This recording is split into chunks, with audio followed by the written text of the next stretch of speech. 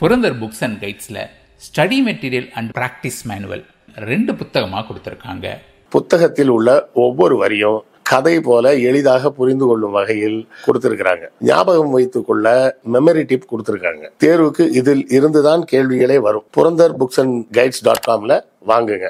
பேரலை யூடியூப் ரூட்டஸ் ஒருங்கிணைக்கும் பெரியார் எனும் பெருநெருப்பு சிறப்பு கருத்தரங்கம். திராவிட முன்னேற்ற கழக மாணவரணி செயலாளர் ராஜீவ்காந்தி, திராவிடர் கழக துணை பொதுச் செயலாளர் மதிவதனி, ஊடகவியலாளர் இந்திரகுமார் தேரடி, மைனர் யூடியூப் ரூட்டஸ் மில்டன் ஆகியோர் கலந்து கொள்கின்றனர். வருகிற ஜூலை 18 வெள்ளிக்கிழமை மாலை 5:30 மணிக்கு சென்னை அன்பகத்தில் அனைவரும் வருக. 2024ஆம் ஆண்டு நாடாளுமன்ற தேர்தல் பரப்புரை சமயத்தில் தாம்பரம் ரயில்வே நிலையத்தில் பாஜக உறுப்பினர் அட்டை கொண்ட 2 நபரிடமிருந்து சுமார் 4 கோடி ரூபாய் மதிப்பிலான தொகை பறிமுதல் செய்யப்பட்டது. அது பிடிபட்ட சமயத்தில் இது இப்போதைய தமிழ்நாடு பாஜக தலைவர் நயினார் நாகேந்திரனுக்கு சொந்தமான பணம்னு சொல்லப்பட்டது. பின்னால் அவர் மறுத்தார். ஆனால் இன்றைக்கு சென்னை முதன்மை நீதிமன்றத்தில் சிபிசிஐடி சில தகவல்கள் தாக்கல் செய்திருக்கிறாங்க.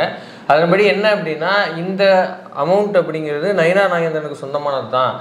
இந்த பணப்பட்டுவாடாவிற்காக சில மூத்த பாஜக நிர்வாகிகள் அவருக்கு உதவி செய்திருக்கிறார்கள் அப்படிங்கிற சில முக்கியமான தகவல்களை நீதிமன்றத்தில் தாக்கல் செய்திருக்கிறார்கள்.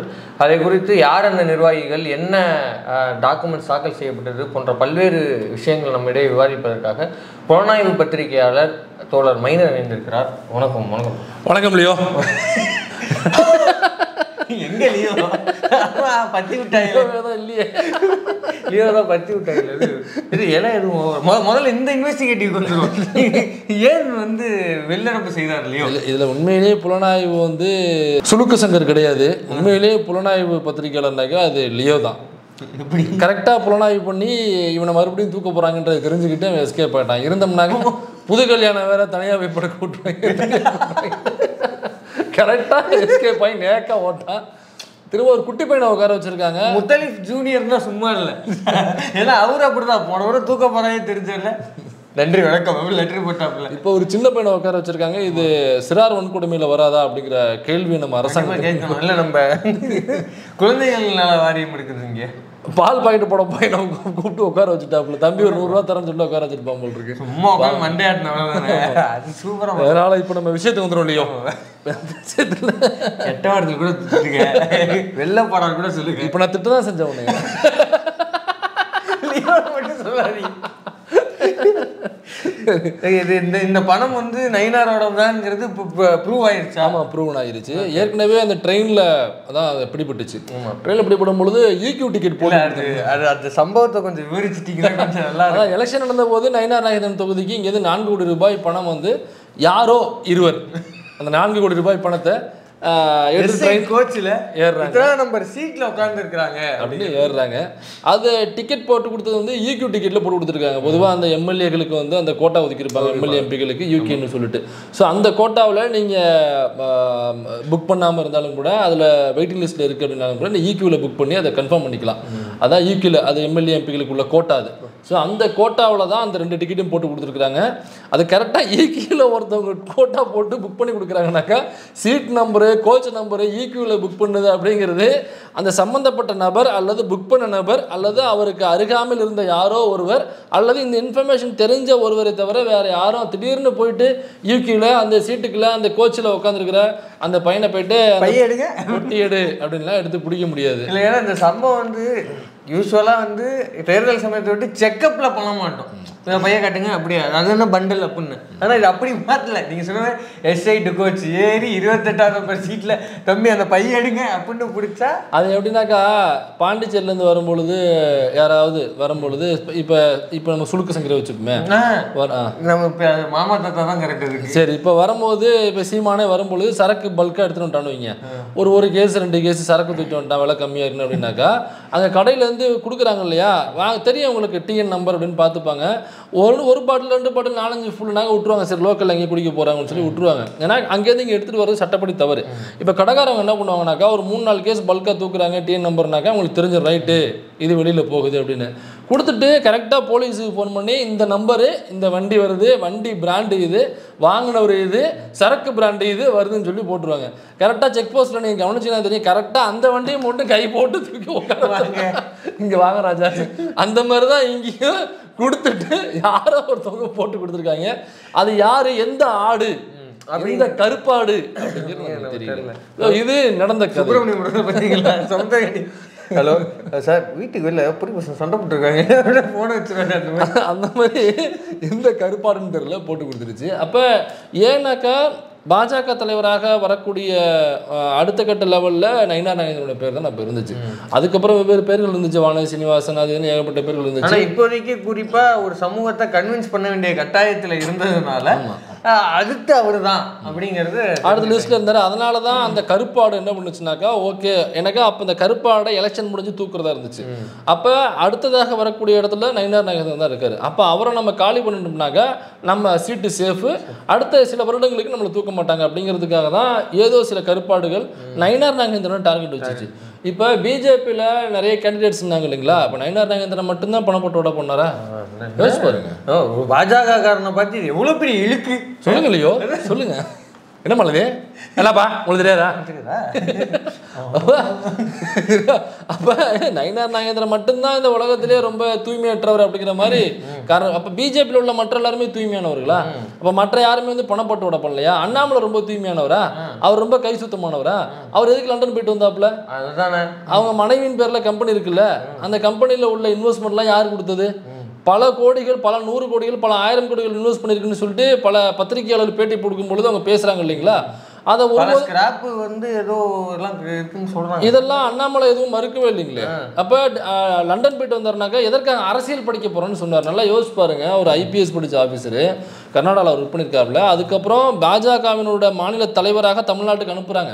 எக்ஸ்பீரியன்ஸ், வித்தவுட் எக்ஸ்பீரியன்ஸ் பிஜேபி ரூல்ஸில் அப்படி ஒருத்தவனை அப்பாயின்மெண்ட் பண்ண முடியாது, இல்லை கிடையாது. ரூல்ஸை பிரேக் பண்ணி தான் அனுப்பிச்சாங்க அண்ணாமலை. அப்போ இவர் ஒரு அதிபுத்திசாலி, இவர் தமிழ்நாட்டுக்கு போவதான் நல்லது, இவர் நல்ல அரசியல் தெரிந்தவர், அரசியலை கரைத்து குடித்தவர் அப்படின்னு நம்பி தானே அனுப்பிச்சாங்க. நான் என்ன சொல்கிறேன், அமித்ஷாவே மண்டையில் மிளகா அரைச்சி ஒருத்தர் 2 வருஷம் 3 வருஷம் தலைவராக இருந்திருக்கிற அளவுக்கு அரசியல் அறிவு இருக்குன்னா இது போதும் வண்டி ஓட்டுறது. அப்போ அந்த அரசியல் அறிவோடு வந்த ஒருத்தர் திடீர்னு நான் அரசியல் படிக்க லண்டன் போகிறோன்னாங்க ஊர் சிரிக்குமா சிரிக்காத? இப்போ அரசியலே தெரியாமல் தான் 10 வருஷம் இருந்தியா? இல்லை ஒரு 6 மாதம் படிக்க போகிறோன்னு சொல்கிறேன், 6 மாதத்தில் நீங்கள் அரசியலை கரைச்சி குடிச்சிருவீங்களா? 6 மாதத்தில் முதல்வராவது எப்படிங்கிற நடத்துறாங்க. 1 மாதத்தில் முதல்வராவது எப்படின்னு நம்ம சிவா புக்கை வச்சு உட்காந்துருப்பாப்ல, இல்லை நம்ம தமிழ் படத்தில் ஒரு சிவா, அந்த மாதிரி 6 மாதத்தில் முதல்வராவது எப்படி கற்றுக்க போனீங்கன்னா ஊர் மக்கள்லாம் காரித்து போக மாட்டாங்க, துப்புவாங்க இல்லை. அப்போ இவர் படிக்க போனது அரசியல் படிப்பதற்காக அல்ல, ஏதோ சம் இன்வெஸ்ட்மெண்ட்டு, அதை இங்கேருந்து அங்கே போட்டு ஹவாலாவில் அங்கே நம்ம ஹவாலாவில் கொண்டு போய் அங்கே இன்வெஸ்ட் பண்ணுறதுக்கு தான் போயிருக்காருன்னு பல பத்திரிகையாளர்கள் இப்போ பேசினாங்க. அப்போ அண்ணாமலை இவ்வளவு கை சுத்தம் இல்லாதவராக இருக்கும் பொழுது அவரையெல்லாம் விட்டுட்டு நயினார் நாகேந்திரனை இந்த அளவுக்கு காரணம் பண்ணுறதுக்கு காரணம்னாங்க அப்போ ஏதோ சில கருப்பாடுகள் செய்த வேலை அப்படிங்கிறது தெரிய வந்துச்சு. இப்போ இங்கே கோர்ட்டில் கொண்டு போய் என்ன இப்போ சிபிசிஐடி அவர் மறுத்தார் இல்லையா? அதுக்கப்புறம் இல்லை அந்த பணம் வந்து என்னது இல்லைன்னு சொல்லிட்டு நயினார் நாகேந்திரன் மறுத்தாரு. மாட்டினது அவரு என் மச்சான் தான், ஆனால் காசு மாட்டின 2 பேரும் நகை பையில பிஜேபி ஐடி கார்டு வச்சிருக்காங்க, நயினார் நாகேந்திரன் போட்டோ வேற வச்சிருக்காங்க. அதாவது அண்ணாமலை எப்படி ஒரு தவறை செய்வது என்று ரொம்ப கிளீன் ஷீட்டாக அதை பண்ணிடுறாப்புல மாட்டிக்காம. நம்ம தலைவனுக்கு அது கூட தெரியல, ஒரு தவறு கூட செய்ய தெரியாத அளவுக்கு ஒரு வெள்ளந்தியாக இருக்கக்கூடிய ஒரு மனிதர் தான் நயினார் நாகேந்திரன். சரியா? இப்போ அப்போ வந்து முருகன் ஒரு டிரைவர் ஒருத்தர், அவர் வந்து ஒரு வாக்குமூலம் கொடுத்துருந்தாரு. போன தடவை மாட்டும் பொழுது போலீஸ்கிட்ட ஒரு வாக்குமூலம் கொடுத்துருந்தாரு.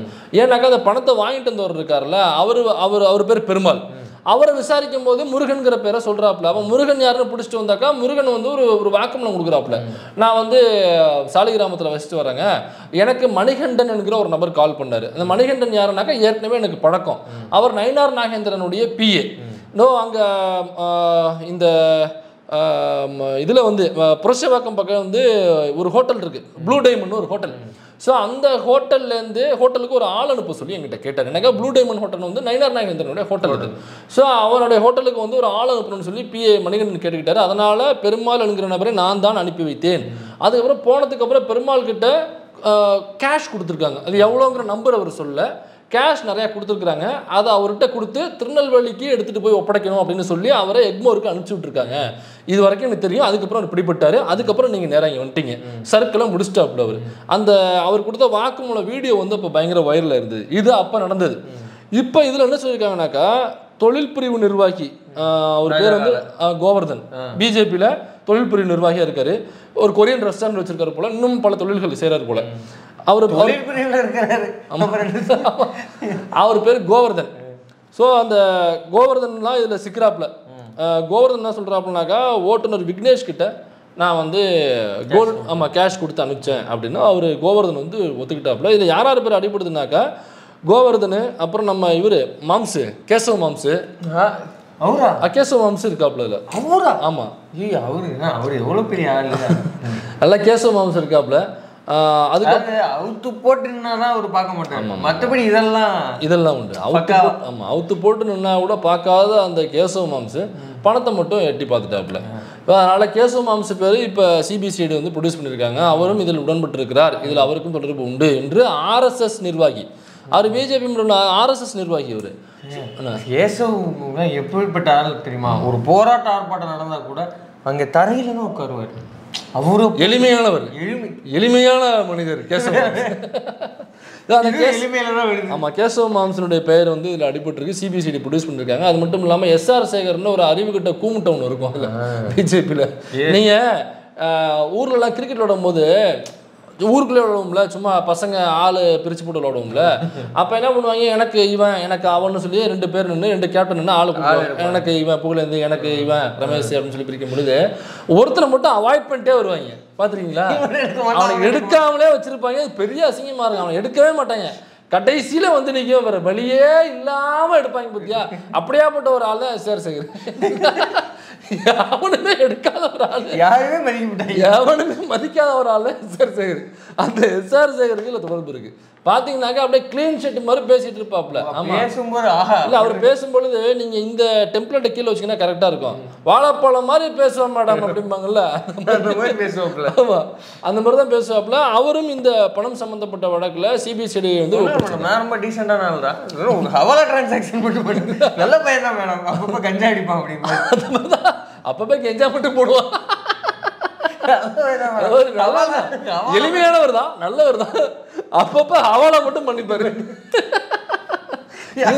ஏன்னா இது நயினார் நாகேந்திரன் தனியா விசாரணைகளுக்காக அவன் கேட்கும் பொழுது எனக்கும் இந்த பணத்துக்கும் சம்மந்தம் இல்லைன்ட்டு அவர் ஒதுங்கிட்டார். இப்ப தனித்தனியா விசாரிக்கும் போது எனக்கு சம்மந்தம் இல்லை, எனக்கு சம்மந்தம் இல்லை, எனக்கு சம்மந்தம் இல்லை, யாருமே சம்மந்தம் இல்லை, சம்மந்தம் இல்லைன்னு சொல்லிட்டு இருக்கானுங்க. அந்த காசு தானா அப்புறம்னா தானா மரத்துல முளைச்சு அதுல இருந்து பிஞ்சு விழுந்து தானா வந்து ட்ரெயின் உட்காந்துருச்சா? இப்போ என்ன பண்ணுறாங்க, சிபிசிஐடி சிடிஆர் எடுக்கிறாங்க, கால் டேட்டா ரெக்கார்டு எடுக்கிறாங்க. ஸோ கால் டேட்டா ரெக்கார்டில் யார் யார் எந்தெந்த நம்பருக்கு பேசினா என்ன பேசினாங்கிற முழு டேட்டாவும் அதில் கிடச்சிடும். அதை எடுத்தாக்கா ஒட்டுமொத்தமாக க்ளோஸ், நீங்கள் எதுவுமே போய் சொல்ல முடியாது. சிடிஆர் எடுக்கும் பொழுது என்னன்னாக்கா இதற்கும் நயினார் நாகேந்திரனுக்கும் தொடர்பு இருக்கிறது என்பது சிடிஆர் ரெக்கார்டில் வந்துருச்சு. குறிப்பாக இன்னைக்கு தாக்கல் பண்ணதில் இந்த கொரியன் ரெஸ்டாரண்ட் பிஜேபி தொழில்பெரு நிர்வாகி ஓனர் கோவர்தன் இருக்கான்ல, இந்த ஆளு தான் வந்து ஹவாலா பணத்தை மாற்றி கொடுத்துருக்காப்புல. இது ஹவாலா அமௌண்ட். இப்போ ஹவாலா அமௌண்ட்டை மாற்றி ஓட்டுநர் விக்னேஷ் கிட்ட கோவர்தன் கொடுத்து அனுப்புறாப்புல. இந்த ஹவாலா பணத்தை மாற்றுவதற்கு பேருதவி செஞ்சது யாருன்னாக்கா நம்ம கேசவ மாம்சு. யார் இந்த அவுத்து போட்ட கூட பார்க்க மாட்டாப்புல அந்த கேசவ மாம்சு, எலிமெண்ட் சிகரம் கேசவ மாம்சு. அப்புறம் நம்ம அதான் யாருமே வாழைப்பழம் மாதிரி பேசுவோம். அதனால நடந்து போனா கூட நிறைய ட்வீட் போட்டா இருப்பான், யாரும் எதுக்கும் கவுண்டர் கூட பண்ண மாட்டாங்க. ஒருத்தருமே சீண்டாத ஒரு ஆளுக்கு தான் அவனே வந்து ஒரு ஃபேக் ஐடியை போட்டு அவனே திட்டாதான் உண்டு. அப்படி திட்டுவதற்கு கூட லாய்க்கு இல்லாத ஒரு இல்ல. நாம இந்த கோவில் படத்துல சிங்கமுத்தன் ஒரு டைலாக் சொல்லுவாப்புல, அந்த பாட்டிமா ஒருத்தவங்க லட்சுமி அம்மான் நினைக்கிறேன், அந்த மகாநதி படத்துலலாம் கமலஹாசன் பாட்டியா நடிச்சிருப்பாங்களா, லட்சுமி அம்மா வந்து கோவில் வண்டியில் இது கோவில் படத்தில் நடிச்சிருப்பாங்க. அப்போ வந்து வடிவேலு அவங்க பையன் தானே படத்தில். அப்போ ஜோசியக்காரரா வருவார், அவங்க பொய்யா சொல்லிட்டு தெரியல அவனுக்கு ஒரு சீட் எடுத்து பாருங்க. அப்போ என்ன நம்ம சொல்லலாம், சிங்கத்துல சீட்டெல்லாம் எடுக்க மாட்டான், இதெல்லாம் மொகரக்கட்டையை பார்த்தே சொல்லிடுவான். அப்படி இல்லை, அந்த மாதிரி எஸ்ஆர் சேகர்லாம் மொகரக்கட்டையை பார்த்தா நான் சொல்லிடுவேன். இல்லை இதெல்லாம் வந்து ஆமா, இதெல்லாம் சும்மா வந்து கட்சியில சேர வந்தவங்களோட இதெல்லாம் சேர்த்துக்க மாட்டாங்க, யாருமே சேர்த்துக்க மாட்டாங்க. நேத்து கட்சி ஆரம்பிச்சு டிவிகேல போய் சேர்ந்தா கூட அவங்களே சேர்த்துக்க மாட்டாங்க. ஏங்க இதெல்லாம் முகரையை பார்த்தா சொல்லிடுவாங்க, இதெல்லாம் தேராதுங்க, இதெல்லாம் ஓட்டு கேட்க அப்படி கூட்டு. இந்த மாதிரி நிறைய ஐட்டம் நாங்களே வச்சிருக்கோம், எங்க டீமுக்கு வேண்டாம் அப்படின்றாங்க. ஆல்ரெடி ஹவுஸ் சரிங்களா? இப்போ சிடிஆர் எடுத்து பார்க்கும் பொழுது கிளீன் அண்ட் ஷீட்டாக தெரிஞ்சிருச்சு. இப்போ இதில் கோவர்தன் தான் விக்னேஷ் அனுப்பிச்சிருக்காப்புல, அவரோட டிரைவர் அனுப்பி. ஹவாலானாக்கா எப்படின்னாக்கா, இப்போ ஹவாலானா நம்ம ஹவாலானா இப்போ ஒன்றும் இல்லை, ஃபாரின்ல ஒருத்தவங்க இருப்பாங்க, அதாவது பிளாக் மணி ராஜா, அவ்வளோதான். சிவாஜி படத்துல மாத்துவாங்க அந்த மாதிரியா? அதே தான் ஹவாலா. இப்போ ஃபாரின்ல இருந்து ஒருத்தர் வந்து அங்க உள்ள ஏஜென்ட்டுக்கிட்ட காசை கொடுப்பாரு, டாலரா கொடுப்பாரு. அந்த கிழிஞ்ச நோட்டை இப்படி விரிச்சு காட்டுவாங்க. அதே தான், சம் பாஸ்வேர்டு கொடுப்பாங்க.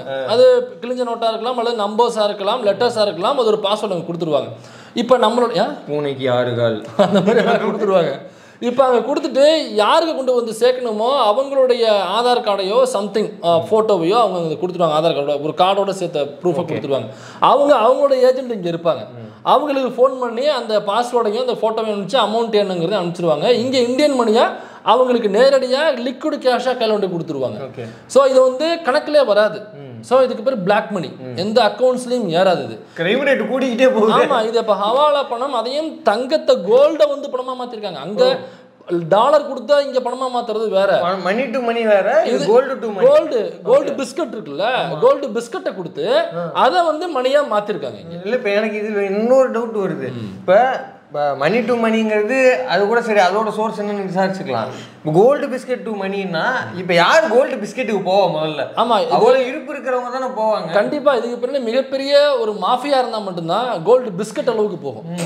இப்போ கோல்டு பிஸ்கட் ஒருத்தன் வாங்கி வைக்கிறான்னா அப்போ லிக்விட் மணியை வந்து ஸ்டோர் பண்ணி வைக்க முடியல, ஆல்ரெடி அக்கௌண்ட்ல அவ்வளவு போதுமான அளவுக்கு இருக்கு. அதாவது ஏற்கனவே பேங்க் அக்கௌண்ட்ல லீகலாக இவ்வளோ நீங்கள் வச்சுக்கலாம்னு இருக்கும் இல்லைங்களா, அந்த அக்கௌண்ட்டும் ஓவர்ஃப்ளோ ஆகி பேங்க் அக்கௌண்ட்டே ஒரு 10 அக்கௌண்ட் கிட்ட வச்சிருப்பாங்க. அதெல்லாம் ஓவர்ஃப்ளோ ஆகி இதுக்கு மேலே இதில் வச்சிருந்தோம்னாக்கா நம்ம தப்பிக்கவே முடியாத அளவுக்கு இதில் ஸ்டோர் பண்ணி அதுக்கப்புறம் வீட்டில் உள்ள பீரோ ஹீரோ லொட்டு லோஸுக்கு அங்கே உள்ள கடுகு டப்பா எல்லாத்துலையும் டைல்ஸ் நோண்டி பார்த்தா அடியில் சட்டை வைப்போமே அதுக்கு எடுத்துட்டு ஒரு நாள் இப்படி எல்லா இடத்துலையும் கேஷை போட்டு அங்கேயும் ஓவர்ஃப்ளோ ஆகி அதுக்கு மேலேயும் ஓவர்ஃப்ளோ பண்ண முடியாமல் ஸ்டோர் பண்ணி வைக்க முடியாமல் அந்த பணத்தை எடுத்து தங்கக்கட்டிகளாக மாற்றி திரும்ப அடுக்கி வச்சுக்கிறது இதில் பீரோக்குள்ள.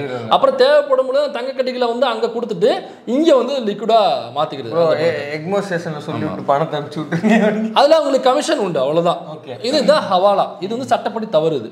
ஸோ இந்த ஹவாலா மோசடியில் நடந்திருக்கிறது அப்படின்னு தான் சொல்கிறாங்க. இந்த கோல்டை கொடுத்து பணமாக மாற்றி அந்த பணத்தை தான் கோவர்தன் வந்து விக்னேஷ் கிட்ட கொடுத்து அனுப்பிச்சிருக்காப்புல. இதற்கு பேருதவி செய்தவர் தான் நம்ம கேசவ் மாம்ஸ் அண்டு எஸ்ஆர் சேகர். அப்போ கேசவ் மாம்ஸ் எஸ்ஆர் சேகரும் உதவி பண்ணியிருக்காங்கனாக்கா கேசவ் மாம்ஸ் என்பவர் XYZ கிடையாது, அவர் ஒரு RSS நிர்வாகி.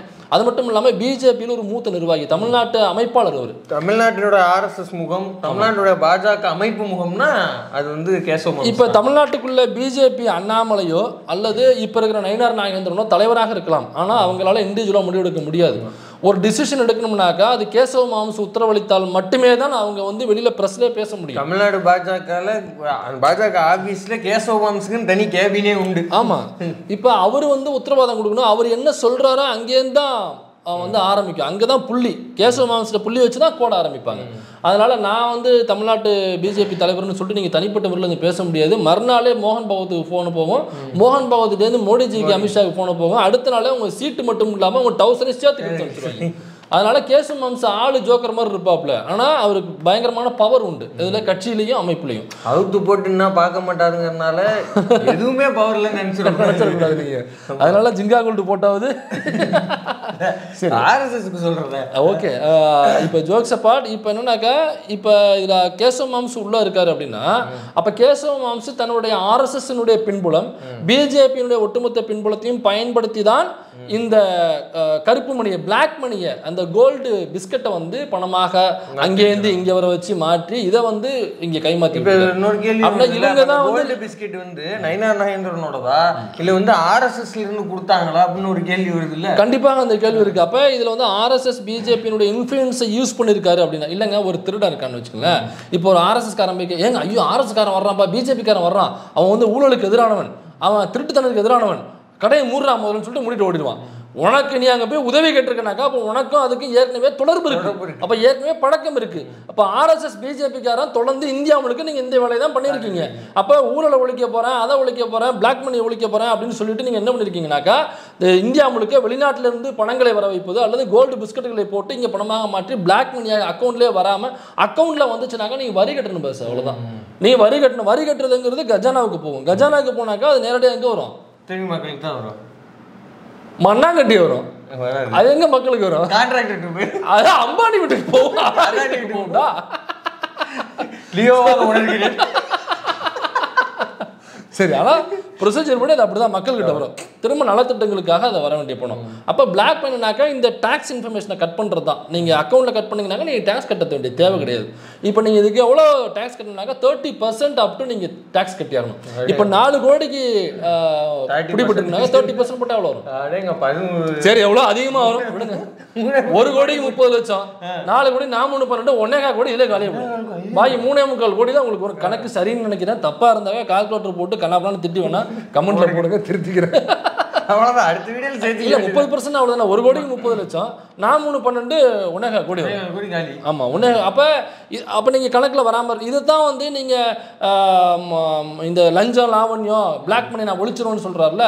இப்போ நீங்களே பிளாக் மணி ஒழிக்கலையே, நீங்களே பிளாக் மணி பண்ணித்தானே இப்போ 4 கோடி ரூபாய் கொண்டு சுருட்டி வச்சிருக்கீங்க. நீங்கள் எப்படி லஞ்சத்தை ஒழிப்பீங்கன்னு நான் கேட்குறேன். இப்போ பிஜேபி எப்படி லஞ்சத்தை ஒழிக்கும்? பிஜேபி வந்தாக்கா லஞ்சத்தை ஒழிக்கும் என்று நம்பிக்கொண்டிருக்கிற ஆகப்பெரும் தற்கொலைகளுக்கான கேள்வி, இந்த பிளாக் மணி டீல் பண்ண இந்த பிஜேபி ஆர்எஸ்எஸ் இவங்க எப்படி பிளாக் மணியை இந்தியாவில் வந்து எப்படி ஒழிப்பார்கள்? ஆர்எஸ்எஸ்ங்கிறது வந்து தூய சேவை, மண்ணாங்கட்டி அது இதுன்னு பாரு. அவர் வந்து இதில் மாற்றி கொடுக்கறதுக்கு ஹெல்ப் பண்ணியிருக்கிறாரு. ஆமாம், ரெண்டாவது வந்து ஒரு பிரசிடெண்டா இருக்கிற ஒரு தங்கத்துக்கு பணமாக மாற்றிருக்காரு. இதில் ஹவாலா தரகர் சூரஜ் அவன் கொண்டு சிடிஆர்ல மாட்டிக்கிட்டான். ஹவாலா ஏஜென்ட் வரைக்கும் மாட்டிக்கிட்டான். அவனால பிடிச்சி முழுசா வாக்குமூலம் வாங்கிடுவாங்க. இதுல யாரும் ஒருத்தர் தப்பிக்க முடியாது. இதுல தெளிவா இருக்குன்றீங்களா? பக்காவான கருப்பாடு போட்ட ஸ்கெட்ச் இருக்குல்ல, அந்த ஆடு போட்ட ஸ்கெட்ச் பக்காவா ஒர்க் ஆயிருக்கு. ஏன்னாக்கா இது கவர்மெண்ட் இதுல ஒண்ணுமே பண்ண முடியாது. இது டோட்டலா லாக் அவரு. சரி, இப்போ சிடிஆர்ல இவ்வளோ டேட்டா வந்திருக்கு. இப்போ இதுல யார் உள்ள வந்து விசாரிக்கலாம் அப்படின்னா, இந்த ஈடு இருக்குல்ல, ஈடு ஒட்டுமொத்த ஈடியும் இங்க வந்து இந்தியா முழுக்க உள்ள இடி ஆஃபீஸ்லாம் காலி பண்ணிட்டு சென்னையில் வந்து முகாம் போட்டு ஒட்டுமொத்தமாக இதில் விசாரிக்கலாம். அந்த அளவுக்கு இதில் பிரைம் ஆஃபீஸ் இருக்கு. டாஸ்மாக் மேட்டரில் 28 லட்சமா 28 லட்சம் இடி உள்ள வருவதற்கான அடிப்படை மாந்திரமே இல்லை. ஆனால் இதில் இருக்கு 4 கோடி ரூபா இருக்கு. அது நம்ம ஹவாலா மேட்டர் வேற. ஆமாம், அது பிஎம்எல்ஏ ஆக்ட். இவங்க அந்த ஃபாரின் ஃபண்டை வந்து இங்கே கொண்டு வந்தது, அதுவும் தங்க கட்டிகளை பணமாக மாற்றியது. இது ஒட்டுமொத்தமாக உள்ள இருக்க வேண்டியதுதான். நீங்கள் ஆயுஷ் முழுக்க அந்த அளவுக்கு இதில் கேஸ் போட்டு உள்ள உட்கார வைக்கலாம். ஆனால் ஈடி இன்னை வரைக்கும் வரல. ஆனால் ஈடி இன்னை வரைக்கும் இங்கே உள்ள வரல. இப்போ இதுவே கேசவ் மாம்ஸ் அப்படிங்கிற பேருக்கு பதிலாக அந்த சேகருங்கிற பேருக்கு பதிலாக ஒரு சஃபிக் முகமது இம்தியாஸ் கான் அல்லது ஒரு திமுக காரன் யாரோ ஒரு பேருனாக்க இந்நேரம் ஈடு அப்படியே வண்டியை போட்டு இங்கே வந்திருப்பாங்க, டீசலை போட்டுட்டு வந்து இறங்கியிருப்பாங்க. ஐயோ பாருங்கள், இந்த திமுக கருப்பு இதுதான் லஞ்சத்தை ஒழிக்க போகிறது, எஃப்ஐஆர் எடுத்து வெளியே வைடா, நான் வந்து கலெக்ட் பண்ணிக்கிறேன் அப்படின்னு இருப்பாங்க ஈடியில். ஆமாம், அடுத்தது அப்புறம் காங்கிரஸ் வந்து ட்விட்டரை போட்டிருப்பாங்க தோழர்கள். சரி, சரி வேண்டாம், வன்மங்களை தவிர்ப்போம். எலெக்ஷன் வருது, சிஎம் ட்வீட் போட்டிருக்காரு, வன்மங்களை தவிர்ப்போம், அன்பை விதைப்போம், வன்மங்களை தவிர்ப்போம், கட்டிப்பிடி வைத்திய போடுங்க. அதனால இவ்வளவு விஷயம் நடக்கும் பொழுது ஈடு எங்க பூப்பறிக்க போனதுன்ற கேள்வியை நம்ம எழுப்ப, இதே ஈடு என்ன பண்ணுச்சுனாக்கா இவங்களுக்கு நிறைய வேலை இருக்கும். எப்படி சொல்றீங்க? ஆமா, எங்கேயாவது வயது முதிர்ந்த 80 வயசுக்கு மேல உள்ள கிழவர்கள் இருப்பாங்கல்ல, குச்சுன்னுட்டு, அவங்க வந்து காட்டெருமையா 1.5 டன் வெயிட் உள்ள காட்டெருமையை அவங்க அடக்கி அந்த கொம்பை முறிச்சு அதை வந்து போட்டு புதைச்சிட்டாங்க அப்படின்னு அவங்க மேல பிஎம்எல்ஏ ஆக்ட் போட்டு அதுல ஈடி அவங்களை கைது பண்ணி சாதி பேரை குறிப்பிட்டு ஆமா அப்படி குறிப்பிட்டு எழுது. இப்ப எழுதுங்கண்ணா, சேகருடைய ஜாதி பேர் என்னன்னு போடுங்க. இப்ப கேசவ மாம்சோட ஜாதி பேர் என்ன போடுங்க, கோவர்தனோட ஜாதி பேர் என்னன்னு போடுங்களேன். இப்ப அது என்ன, வயது முதிர்ந்த கிழவங்க பேருக்கு பக்கத்துல மட்டும் எப்படி ஜாதி பேரை போட்டீங்க நீங்க? இப்ப இதெல்லாம் போடணும்ல, இவ்வளவு கேள்வி இதுக்குள்ள இருக்கு. கூட்டிட்டே போது சிடிஆர் தெளிவாக கொண்டு ஒப்படைச்சிட்டாங்க கால் டேட்டா ரெக்கார்டை. இதுக்கப்புறம் என்ன நடக்குங்கிறது நமக்கு பொறுத்திருந்து தான் பார்க்கணும். ஈடு உள்ள வருதா அல்லது திரும்ப எங்கேயாவது 2 வயதான கிழவர்கள் இருக்காங்களா, அவங்கள வந்து வேற ஏதாவது போட்டு கைது என்னங்கிறது நமக்கு தெரியல. இதான் இப்போதைக்கு வந்து டேட்டா இல்லையோ. ஓகே, இப்போ இவ்வளவு நேரம் உங்களை நேரத்தை பல்வேறு தரவுகளை சொன்னீங்க. பொறுத்திருந்து பார்ப்போம் இந்த வழக்கில் வேற என்னென்ன சுவாரஸ்யமான விஷயங்கள் மாற்றுது அப்படின்னு. நன்றி இல்லையோ, நன்றி.